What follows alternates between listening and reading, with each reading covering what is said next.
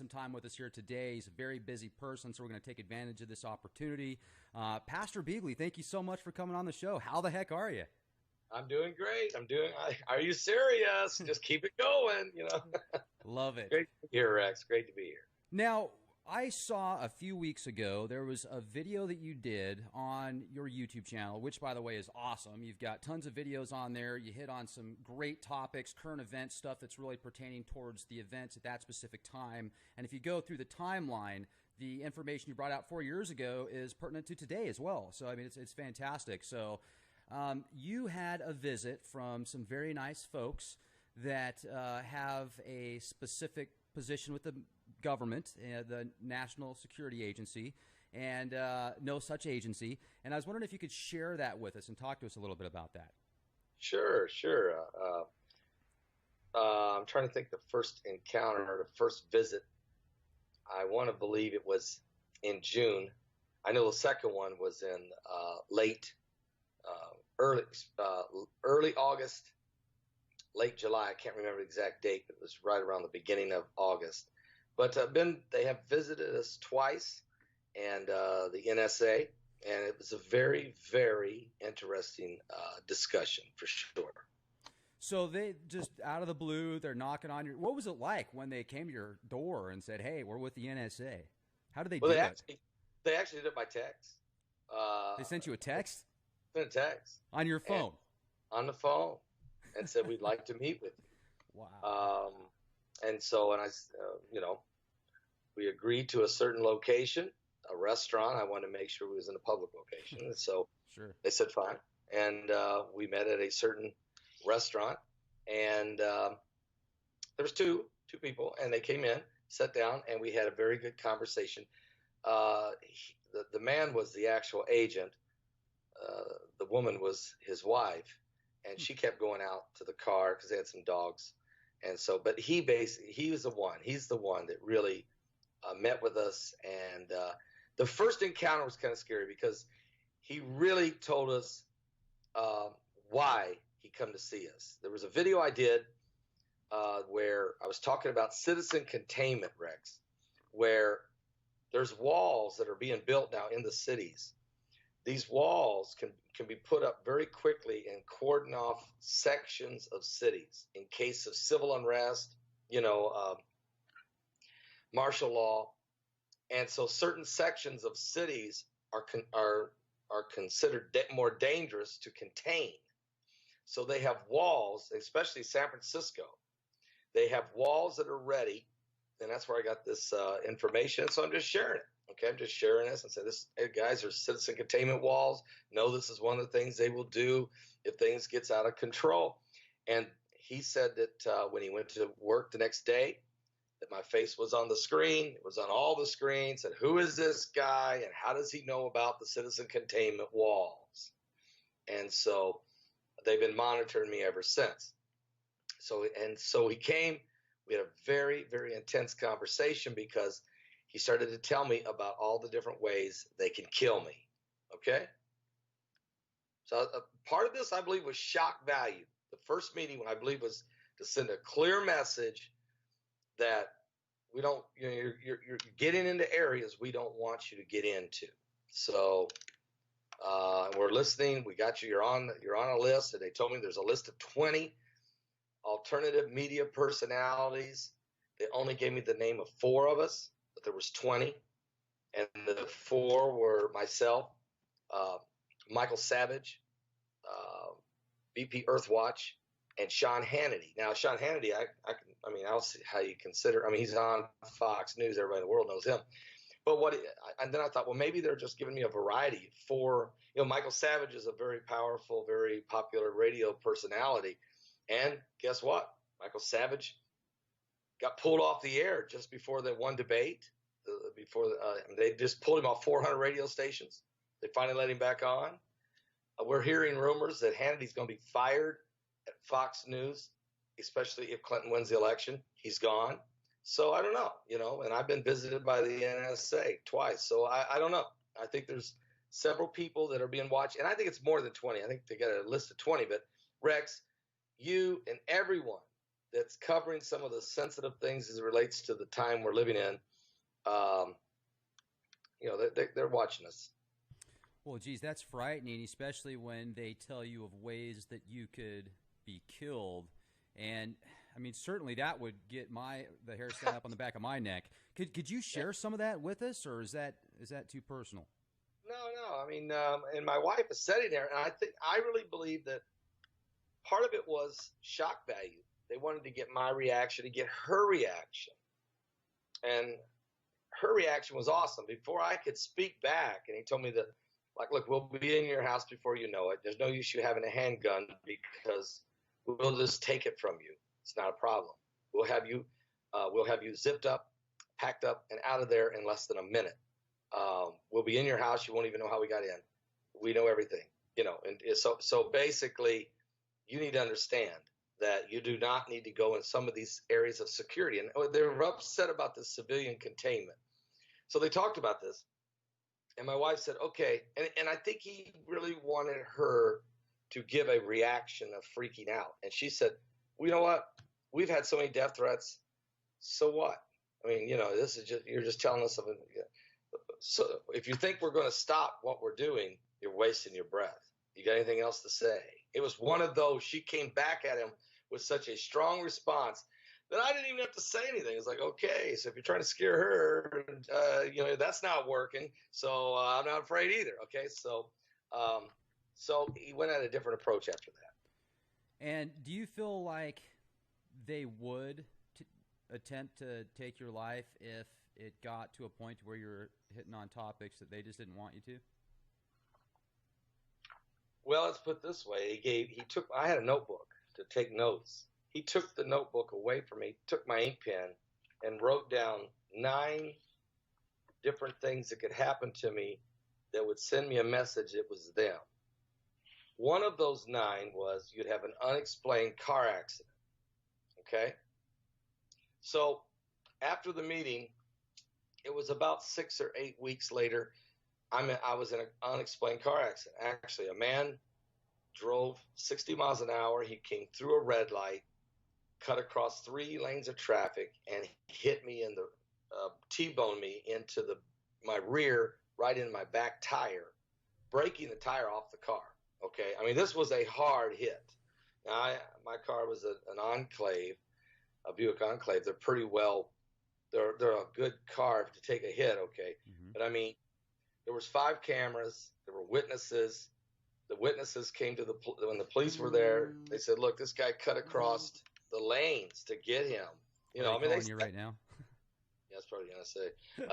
And they cut across lanes, Rex, to hit me. He said, "No, I was just trying to avoid hitting other cars, and I was just trying to miss." But he said, "I didn't even see the red light." They wrote it all up. He admitted he hit me. It was obviously his fault. He gives a name, an insurance, a policy, the phone number, and I'm to call it. When I call, there is no policy. This guy doesn't exist. He doesn't exist. We tracked it down, called the police, we called back to our insurance company. They went tracking it down. They come back and said, "Look, the guy doesn't exist." Jeez. So my insurance company ends up fixing my car. They had to fix my car. And this gentleman's gone. Now, that was one of the things he told me on the 9, unexplained car accident. What did he look like? Did he look like a normal Joe? Did he look like a military guy? I mean, could you? No, he did look like just a normal Joe. He was probably about early 30s. Okay. He wore some dark shades, and he kept those on, so I could never get to look him in the eye. But he had an old beater car, crushed it. I mean, he just crushed it. But he wasn't hurt, which was kind of amazing in a way, because that car was just crushed. If anything, I would have thought he would have been hurt. He just walked away, and then they didn't arrest him. They didn't give him a ticket or anything. And so this was one of the 9 things, okay? After this happened, about a week later, the NSA calls again and says, "I'd like to meet again."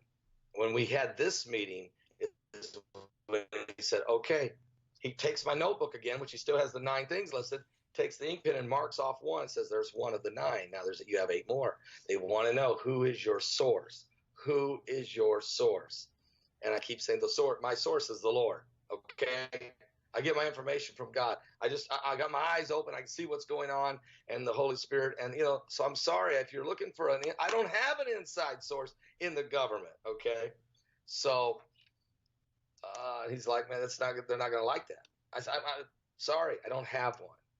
So, but he was, I have to say, the second meeting was he was a whole lot more friendlier. He said he's a Christian. I believe he is even. Nice guy. He just trying to do his job. But at the same time, I'm saying, look, I don't have a source in the government. Do you think they believe you? Yeah, I think he does. And I think, I think he was trying to give me some heads up here and some warnings and some information I think I think he believed me. I do think he believed me, but he's been assigned to find out. And I just wondered, I'm just dying to know if there's others. Now, I can tell you, Anthony Patch, I don't know if you know who Anthony Patch is. I know the name, yes. Okay, well, Anthony Patch is an expert in studying CERN. Okay. Mm-hmm. And I just spoke at a conference in Knoxville, Tennessee, and Anthony was one of the other 10 speakers. And Anthony has been visited before by the government. They've told him, you're getting too close with your theories of what CERN is about, what CERN is doing. They frightened him. He shut his website down. He went off the grid for 4 months. He froze his YouTube account, closed his website, and for 4 months he went off the grid. And then he came back. Well, he's been back for about a year. He's continuing his research on CERN and some of the aspects of trying to pierce the veil, trying to go into another dimension, exactly what all its capabilities are. He is an absolute expert in it. He's been studying it for 22 years. He's just been contacted again. He was supposed to have been a guest on a talk show for Stephen Ben-Danoon yesterday. He canceled it, said, I can't come on the show. I can't tell you why. I can't email you. I can't call you. I got to go quiet for a while. So once again, he's been visited.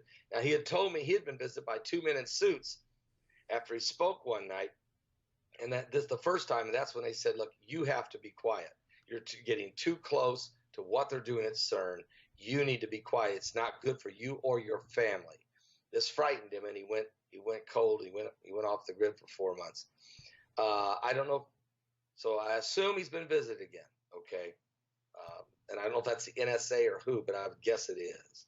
Now, and they visited him essentially when he was talking about how CERN could open up portals to different dimensions?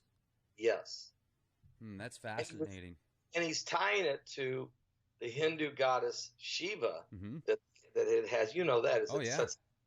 So because he was tying it to that, and the fact that, and they might not care about the Shiva thing, because, as when they open that tunnel there near Geneva, they dance to the devil, and that whole demonic. Right, that was weird, man. That was bizarre. Well, Max, I think but when he started to talk about the piercing of the veil of the next dimension, mm-hmm. that is where I think he struck a nerve. He struck a nerve, and they want him to settle down and slow down and don't go any further.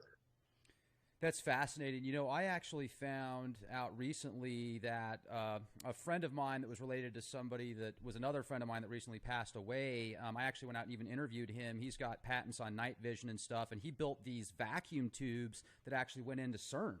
And he built these vacuum tubes that went into a CERN-like system in Texas before it was shut down out by Dallas, which is close to his house. And the guy's almost 90. I mean, he's an amazing guy.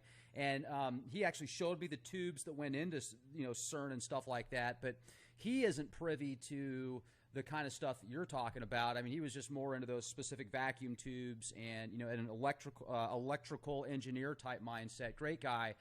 But it certainly makes me wonder when you see those rituals that they perform and, the mock sacrifices and just the way they were so into it. And, yeah, they're professionals. That's what they do for a living. They're professional dancers. They practice for hours and hours. But you could tell that it's almost like as if something was funneling through them as they were doing it. It was very bizarre. And I wonder how far these guys are going to go. I mean, you look at this perpetual war state that it seems like we've been in since World War II, and whether it's Vietnam, Iraq, any of these proxy wars. We go into Yemen, we go into all these other countries. And I wonder if they're actually feeding something behind the scenes, especially when I talk to people like Douglas Dietrich, which was an insider, and he says that the reason we're in this perpetual war state is because of literally these demonic entities that have been summoned up for years. I don't know. What's your thought on that? Do you think there's any possibility to that? Or? Well, I think that there is a possibility that we're dealing with ancient technology. I think that when you take a look in the Bible, you look at Nimrod and how that he was trying to build a tower into heaven. Mm-hmm. It wasn't the tower. But when God saw that they had the ability to reach into the heavens, it was beyond just building a tower. It had to be that they had figured out a way to go in or to pierce the veil to get into the next dimension. And I studied in the book of 2 Kings. It talks about how that the children of Israel actually had set up these idol altars to the pagan gods Dagon and Baal and Moloch. And it also says they worship the host of heaven through these pagan practices. Well, the host of heaven is the fallen ones. So they were communicating with the fallen ones. That's even in the scriptures with the nation of Israel at that time. And then the King Josiah wiped it all out. He broke all the altars down and says, no, we're not going to do that. We're going back to serving the God of Israel. So we can find in the Bible, and we know that there's a bottomless pit, and that the beast comes out of this bottomless pit. That has to be coming through another veil. We know that Jacob saw a ladder that went into heaven. He saw angels coming down and going up into heaven. That was like a stargate. It had to be going into another dimension. Even Apostle Paul said that he, whether in the body or out of the body, he didn't know, but he said, I went up into the third heaven. So he's seen other dimensions. So there is other dimensions. The question is, how do you get in them? And the question would be, is Lucifer trying to get back from where he fell, back into the dimension of where God is? That's where he wants to be.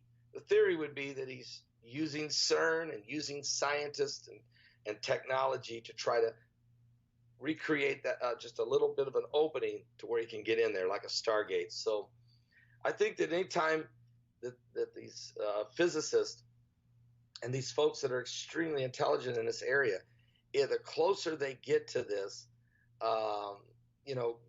might be how we know that it's part of the end time scenario. God is going to put an end to it before they make this move. I mean, God's not going to allow it at some point. So it's getting very intense right now. And I think that anybody that gets in the way of that, or anybody that may be trying to prevent it or just alert people that this is going on, could be an enemy, could become an enemy of the state, if you will. Jeez. And I also wonder if they've already brought in some stuff. Certain entities you might think. And what about the telescope Lucifer? Do you think they called it Lucifer because they see his return? Or is just some type of homage? Well, it's the Vatican. It's the Vatican with the telescope Lucifer. I know Lucifer's called the son of the morning, the bright, the morning star. All right. So you could say that they're just doing that as part of a homage to him. But I really believe that it is part of trying to pierce that veil, trying to get through that dimension, that the Vatican is working close with other agencies and governments and entities, including CERN. The Vatican has some extraordinary technology themselves. They have some information. They work with observatories, with the United Nations and others. So I don't think it's a coincidence I don't think it's an accident, let's say, that they have a telescope called Lucifer. I think they're working close with other people. Absolutely. There's definitely a reason for it. And it just seems as if even the TV shows that are coming out now, the films, the movies, it's all this homage to Lucifer, and the cartoons that are coming out there, Mr. Pickles. That's the freakiest cartoon I've ever seen. If you've heard of Mr. Pickles? I've not heard of that one. No, I've not. Gosh, no. Man, it's this dog that's the devil, and the dog and his the guy the kid that walks around with him. You can tell they're like soulless, but this thing will talk backwards and hump other animals and say that it's good to do that kind of stuff. And I know it's Adult Swim and it's not set up for kids, but it's like to the point now where Hollywood's in this shock factor where they just want to see how much they can shock you. But then at the same time, it seems like there's underlying themes. I've brought this up before. What about Roseanne Barr when she comes out on a talk show and brags about how when she was a child, she wanted fame and fortune, and she said she'd do anything for it, so she signed a contract with the devil. And then later on in her life, she realized that the devil was coming for his due. So she said, how can I refinance my soul? How can I get a refi, Satan? And she comes on this talk show bragging about it like it's a joke, but she's telling, at the same time, and she's got these red gloves on. You read about the 29 Club and all these entertainers that say they sold their soul to the devil. And I mean, there's definitely something to it. I was raised Christian, and I strongly appreciate everybody's beliefs if they have the right intents. Whether you're a Christian or agnostic or atheist, hey, if you're a good person, you have good intentions, I feel that God will see that, because I do believe in a higher power, a divine providence. I just don't know how to describe God. It's fascinating to think about, and I'll find out sooner or later. I want to know. I mean, I'm looking for the truth, and I think the Bible has a lot of really good parallels in there. I just wonder sometimes, with all the stuff that's going on right now, could there have been a possibility that maybe there's certain stuff in the Bible that could have gotten put in there that shouldn't be in there, or stuff that was taken out that shouldn't have been taken out just because of the people that had positions of power at that time when it was conceptualized? They decided, okay, we'll put 66 books in this canon, and these will be it. Do you think that was divine providence all the way? There's definitely more books that should be in the Bible, because in the 66 books we have, it names several other books, says, isn't the rest of the story recorded in the book of Jasher or the book of Enoch? Okay, so we know there's other books but at the time they didn't have the book of Jasher or they didn't have the book of Enoch. Later we have got our hands on those. Now there's been other books that, of course, we know that Constantine and some of them were involved there that did not want to be part of the canon. So, certainly there's books that should be, because they're mentioned by the books we have. Okay, so we know that. I think that another thing, though, when you talked about Roseanne Barr about selling her soul to the devil for fame and fortune, it's unbelievable, Rex, what we've uncovered just in the last week. Okay, one name of Marina Abramovic.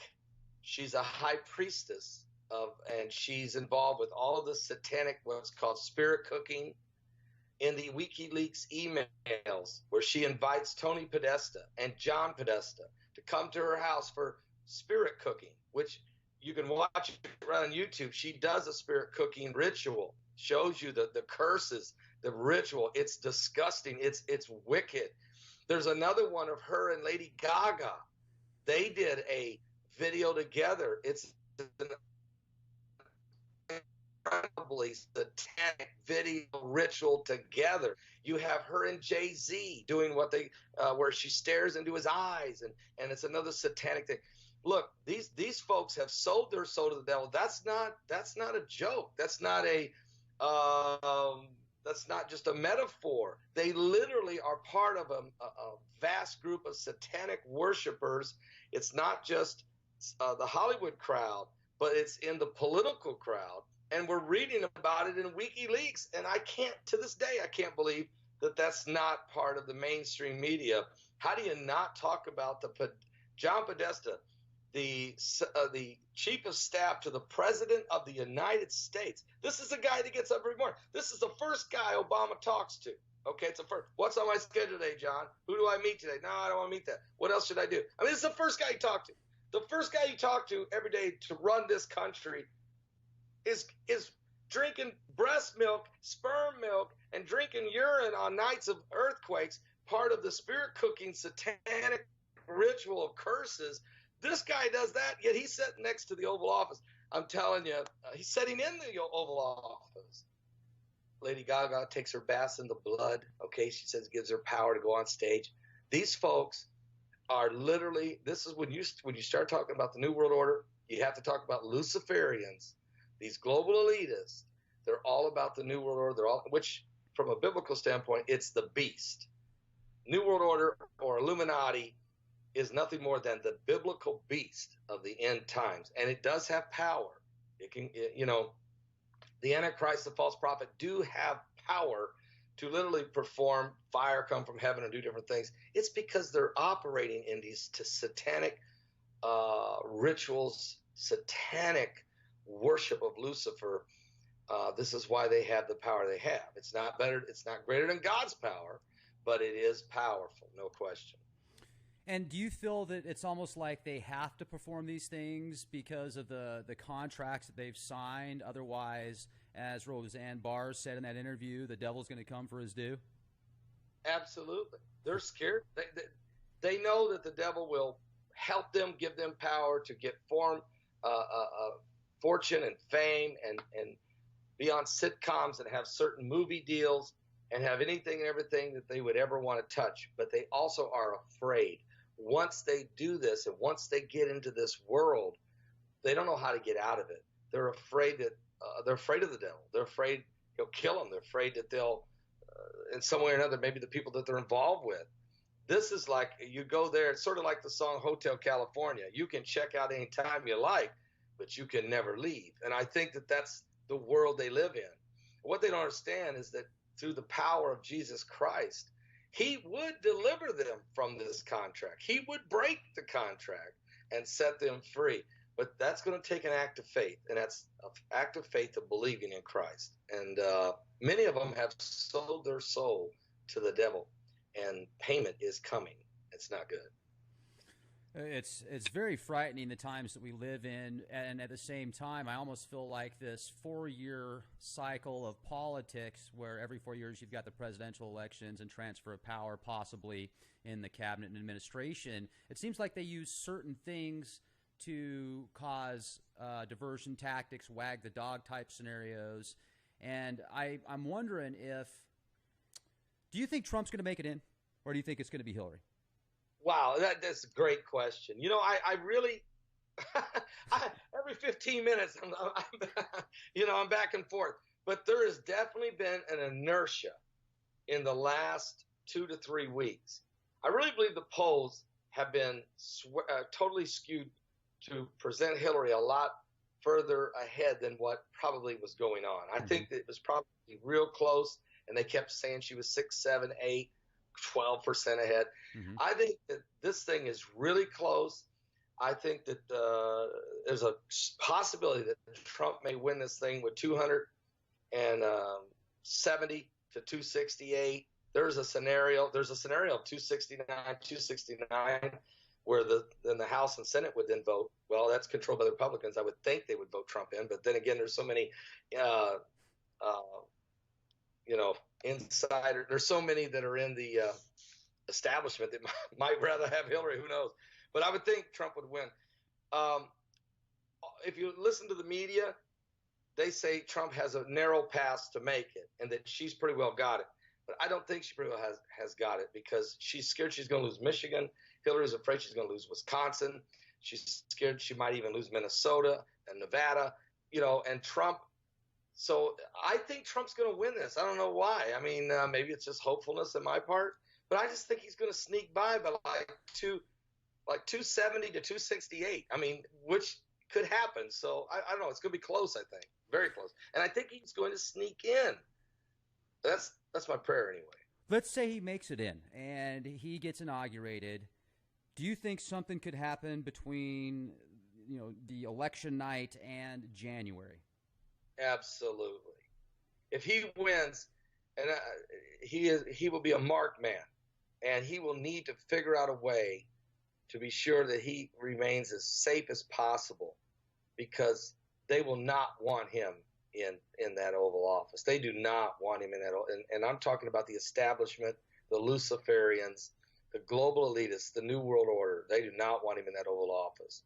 If he does get sworn in, he will deal with such contentious Congress, even though the Republicans, he should have a supermajority, but guess what? It'll be very difficult. Some of the things he'll want to do, they're going to keep shaking him down, pushing him back. He's not used to that. He's run these multi-billion-dollar companies. He's used to telling people, here's what we're going to do, and that's it. He's not going to like that. He's going to use the bully pulpit. He'll roll back out and tell the American people how, Paul Ryan's doing it to me again. I mean, there's going to be some fisticuffs going on between him and Republican leaders. All right. It's going to get ugly. But at the same time, I think he's got the groundswell of the people saying, drain the swamp, drain the swamp, drain the swamp. So you talk about an interesting ride. But he really should go quiet, lay really low, and keep as much security around him as possible, because there are people that would like to kill him and not let him in the Oval Office. Well, certainly, if he's on opposing faction of the globalist elite beast system, it's going to be very interesting to see what happens. Now, I was very, at the beginning of the elections, because I had seen so many videos before where Trump had came out and said, oh, yeah, Hillary and I are friends. We hang out, you know, Right. Bill, myself, we all get along. They're wonderful. They're going to be great. You know.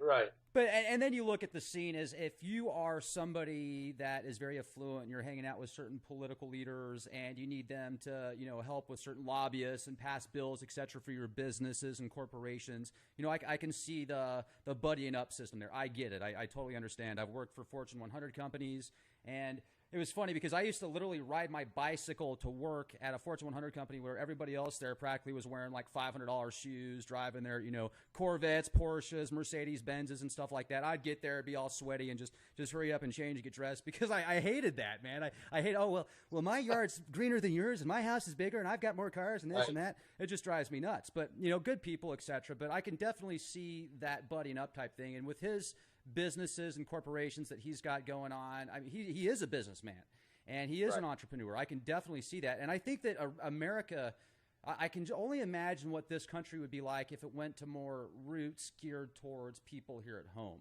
But at the same time, it seems like there's so many people out there now that get more money staying at home, feeding off the system, that why should they go to work sometimes when you've got people out there that are making $15 an hour sitting at home sucking down Diet Cokes and eating Big Macs? You know, I mean, it's just, so there's got to be some change, and there's really got to be a system of balance. So I really like to see some different things happen here. I really would.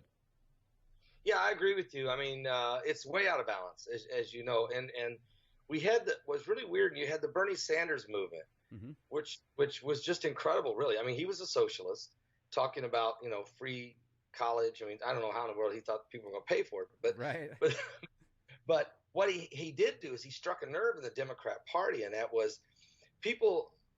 They felt like he was a man of the people, felt like he at least was in touch with them, and you know, all these super delegates started the thing off of 500 of them for Hillary Clinton, and I think he had 23. Hillary Clinton has been the Manchurian candidate. She is the Manchurian candidate for sure. She was automatically supposed to be in the final against probably Jeb Bush, and then it didn't really matter. And that was kind of what the scenario they seen. Bernie Sanders comes along, though. He's got massive 30,000 people in stadiums. She's got 400, and she had to bribe to get them in there. And yet, because she's got all the inertia of the 500 superdelegates and all the establishment working for her, he gives it a really close run, but he comes up short because he really couldn't overcome the superdelegates and what have you. Trump was doing the same thing. They're populist. So, and Trump's a nationalist, where Bernie was a socialist. All right, so here comes Donald Trump. He's a nationalist. He's a populist. He wants to free the working man. He wants to set the captives free. You know, he's tired of the corruption. And in a way, some of the Bernie people got disenchanted, and I think they've jumped in to the Trump camp right down the stretch here. And you believe it or not, it might be what pushes Trump over the edge barely to win, could be the Bernie folks, because people feel shut out. Rex, people feel it's like there's Washington and then there's the rest of America. People feel shut out. They don't maybe know what the answer really is, but they feel shut out, and they feel so out of touch with Washington. The lobbyists are running around. The greatest economy in the world is in the Beltway, and everybody else is picking up the tab. And so you can see where we do have to have a shakeup. I mean, and it's not just one party, it's both parties. We have to have a shakeup. We got to change this thing and give some of this power back to the people. If they would do term limits in Congress, it would do wonders for our government. If the congressmen and senators could only get in 2 terms and they got to go, instead of guys sitting around 45 years or Strong Thurman, 99 years old or whatever. I mean, we got to have better balance, a better representation. So maybe that will happen. I don't know how in the world they're going to get it done, but I mean, how are you going to get these guys to vote to cut themselves off? I don't know, but let's just see what happens. I We don't know. have to find some type of way to help them grow a conscience.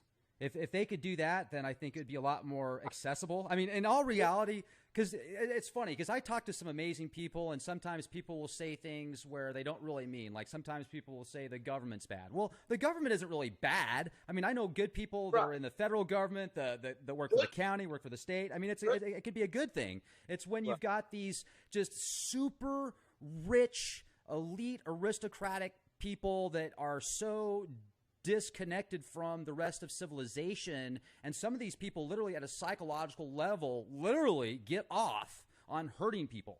Right. Literally. I know, you're right. It's a power. They feed on this power. It literally it's euphoric to them to watch people suffer. And power is a dangerous thing. If you have the power to literally make an order to send a drone, drop it anywhere, a power to cause a revolution in a smaller country, the power to move battleships into different parts of the sea. You have power to shoot a satellite out of the sky. If you have the power to change the cultural taxation, which can cripple large masses of people, or at least keep them down to where they can never crawl up to your level. I mean, power is a dangerous thing if it's not in possession of the folks who have a conscience. And your point is so good. How do we get them to grow a conscience? Really, the only way I know how you do that is you have to start putting them in jail. You start putting enough of them in jail, the rest of them get a conscience, okay? But as we've watched felonies, we've watched perjury, we're reading the emails, we're listening to the lies, and we're watching. It doesn't matter. No one ever gets arrested. No one was ever held accountable for Fast and Furious. Nobody was ever fired from the IRS. Lois Lerner's emails, she's still drawing a very good pension, by the way. Nobody went to jail over nothing. Benghazi. President Obama has never fired anyone. But he plays a lot of golf. He's good. Matter of fact, his golf game is better than Bill Clinton's. And he could have stayed longer on that tarmac than 39 minutes with Loretta Lynch. You talk about his golf game, because he actually has a pretty good game. But this one's saying nothing ever changes. And so until there is some accountability, they probably aren't going to grow any conscience. One thing that I really appreciate about religion, Christianity, is somebody that's passionate about their beliefs, and if you look at the Ten Commandments, and really if you look at the overall concept of what Jesus says, treat your if you're going to follow any of these commandments, the most important one, treat your neighbor as yourself, be good to people, and that is so important. I think that the powers that be are very, and when I say the powers that be, I mean even the media, corporations, so many people are good at this divide and conquer tactic. Let's create division. Oh, that person's Muslim, so he's a bad person. Oh, that person's atheist, so he's going to hell. And I don't know. I mean, maybe that's the case. But I think oftentimes there's wonderful people that are Muslims. There's wonderful people that are atheists. There's great people that are agnostic. And I think that, and this is just my opinion here, because if divine providence, the creator of all, the absolute creation, the Alpha Omega, would he create something for destruction? If he already knew that person was going to be bad and commit sin and do bad things, would he create them? Or is it more, okay, I'm going to create you guys and let you do things through free will, and then we'll see what your actions will create your future? Yeah, you nailed it right there. God, when he created everything in the creation, it was all good. Everything he did, he said, and it was good, it was good, it was good, it was good. So, and matter of fact, Adam and Eve were actually created to live forever. I mean, just forever. And mankind in general is still made in the creation and the image and likeness of God. There's even scripture that says it's not God's will that any should perish, but all come to repentance. God doesn't want anybody. As a matter of fact, I don't think people make their own decisions. My grandmother used to say every tub's got to set on its own bottom. Okay? In other words, everybody's got to give an account for their own life their own destiny, the own things that they want to do in life. You really can't blame other people for not being able to achieve or not be able to get anything done. So I think it's the same way. God looks at us and says, you know what? I'm going to let you guys all have a free will. You need to treat each other good because that's part of the deal. How you treat one another. Do unto others as you would have them do unto you. And it's key that you do that. But I'm going to give you your free will, and then we'll hold accountability later. But right now, make the right choices. They're important. I'm not trying to hurt you. I don't want anybody to miss heaven. I don't want anybody to be lost. I don't want anybody to mess up. But I'm going to give you your free will because that's what God has, and he wanted us to have that same thing. People can choose which way they want to go with it. And I find that human nature is actually pretty good. You have to basically force yourself to do things that aren't right. I mean, don't you think society and all basically are good people? Usually the bad apples, the bad actors, they have to think it. They have to force it. They have to commit it. You know, it doesn't come natural to just go out and kill people or hurt people or rob people. I mean, society generally tries to work with each other. So again, it's coming down to free will and accountability. And God loves us, okay? God loves us, and he's going to give us every absolute opportunity. He's going to extend mercy, forgiving. He's going to do everything he can for each and every person to be saved and to be blessed, certainly. Right on. That's an awesome thing to say. And, you know, it's been years since I've been to church, but the last time that I went, I just remember, and even at that time, my views were, you know, just kind of like, I don't know. But I remember how amazing the feeling was when I went there. And I can feel it right now just thinking about it. It's making the hair stand up on my arms, and it's beautiful, man. What is that? That's the Holy Ghost. That's the grace of God. That is the presence of the Lord. So, you know, what you did is you felt the presence of the Lord when you're there. And even when you started to think about how you felt it again. And part of the reason is because God is omnipresent. He's everywhere. He's never left us. Even if I'm doing right or wrong, God is still there. Okay? He's still there. Now, he may say to me, okay, you made a wrong decision there, but you know I still love you. Sort of like I do my own children and grandchildren. You know, look, they do something wrong. I don't say, okay, that's it. I disown you. You're done. No, I'm going to pull them around and say, look, you know that isn't the way you want to do things, okay? And then I'm going to talk to them. I'll put my arm around them. They're going to feel that comforting love. And he's going to say, look, let me help you. There's a better way. And at the same time, when we're depressed, Josh, when we're down, we're discouraged, puts his arms around us and says, look, I love you the whole time. I want to help you. So, yeah, you're feeling the presence of the Lord again because you're in the presence of the Lord again. And God is right there. He's never going to leave you. He's always there. And always, the Heavenly Father always wants to point us in the right direction. And he's patient with us. Thank God he is, because we'd all be messed up if he didn't. So, he's a loving Father. He's patient, and he wants only the best for us. And if we just seek him, he'll reveal that to us. Nice. And also, I was hoping we could talk about this before we close out tonight, and I really appreciate your time, and it's just wonderful speaking with you. I'll tell you, out of all the people that I talk to, especially when it comes to Christianity, it's just something about you, man. I mean, it's awesome, and I appreciate it, and it just makes me feel really good about everything, and I applaud you for that. That's fantastic. Most people, when I watch people on TV that talk about religion, a lot of times I see like the wolf in sheep's clothing, the way that they do it. You know, they're like, donate now and you'll be saved. Yes, it's amazing. It's like, come on, man. You're giving Christianity a bad name, in my opinion. And a lot of people can't see through it. No. They're like, okay, yeah, where do I sign? You know, it's like, it's just because, I don't know, what is it with people's discernment? Manipulation. It's manipulation. You see, if your heart's in the right place, to me, ministering to people is just that. It's ministering to people. It's trying to meet them at the point of where they're at and where they're struggling or where their faith is rising to. And it's about how to help them find God or be closer to God, or in some cases to actually even find God. They may be in a desperate point. If that's not the motivation, then you shouldn't be involved in ministry. If it's definitely you're in the wrong world if it's about manipulation and guilting people and, pounding them into hell.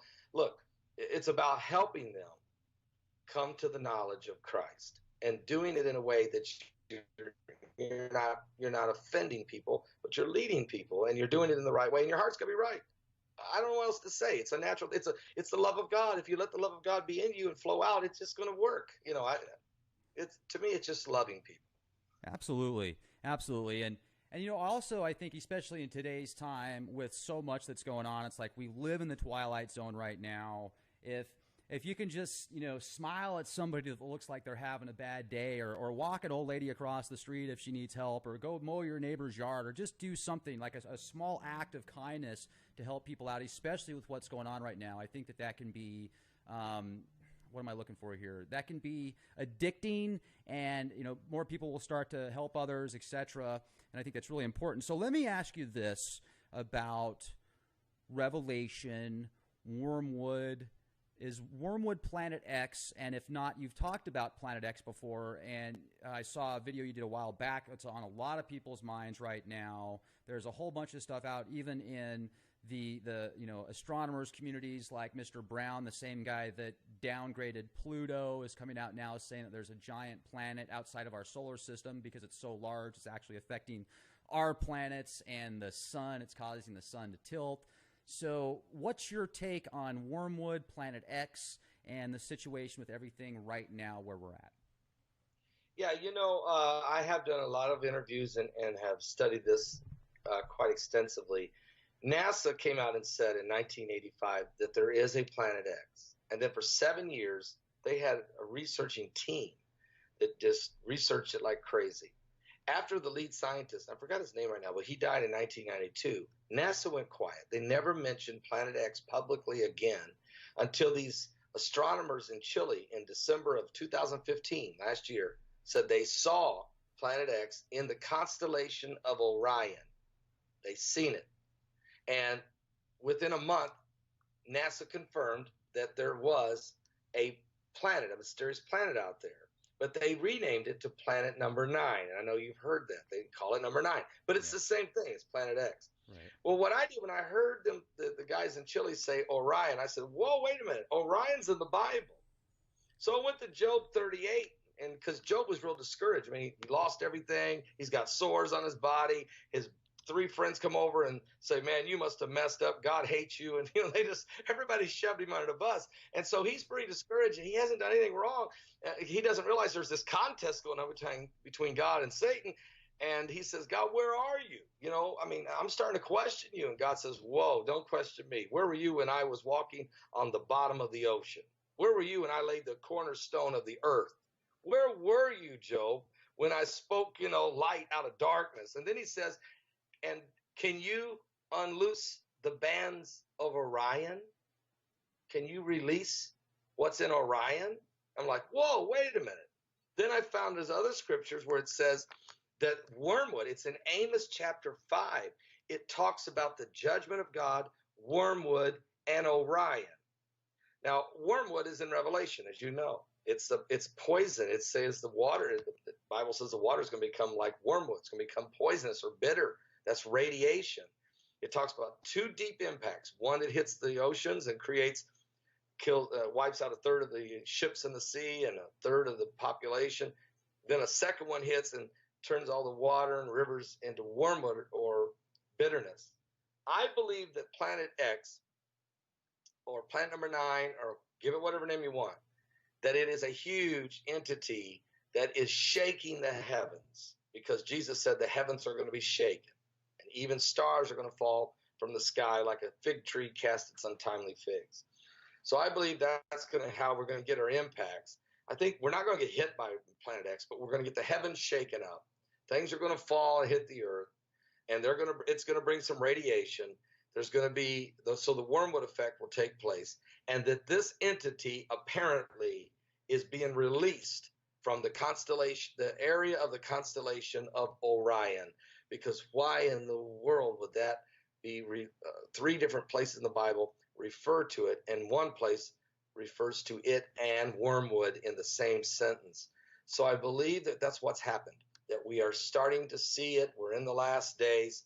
It's being released. The heavens are shaken, and we're going to have some serious things. I'm going to just say this. Mike around the world said that the second wave of energy, we're out of 5 waves of energy, is going to hit the earth on December 26th of this year. When it does, for the next 100 days, there's going to be some catastrophic, some extreme weather conditions, some meteorite impacts. Several things are going to happen. And I said to him, well, how do we know that this is from effects of Planet X? He says, believe me, during these next 100 days, people will know something's going on. There's no question. People are going to know something's going on, and they're going to start demanding answers from the governments. And we're about ready to experience it. So, let's see what happens. I believe that if that's the case, and these things do happen, then it's that the wormwood effect is on its way. I don't know exactly when it kicks in. That's debatable. But one thing's for sure, we are seeing some definite, for instance, we had more earthquakes last year than ever before, over 6.0. We had more volcanic eruptions ever in 1 year in history, more meteorites, fireballs coming through our atmosphere than ever in history. There's something going on. And is it the waves of, and what would cause waves of energy? Something has to cause a wave. So, with every action, there's a reaction. It must be Planet X. And the effects are going to only intensify the further we go. Yeah, absolutely. Things are certainly peculiar right now with everything that's going on. And when I talked to John Moore earlier, he's a survival expert. He's also very knowledgeable in Planet X. He's used to be with the military, also used to be a homicide detective. He said one of the best things you can do, Rex, for Planet X is just get your spiritual house in order. So I think that's really important. Rex, I even asked these guys. I even asked the guy who come to visit me from the NSA. Mm-hmm. He's coming here to tell me stuff. I start asking him questions. Sure. And I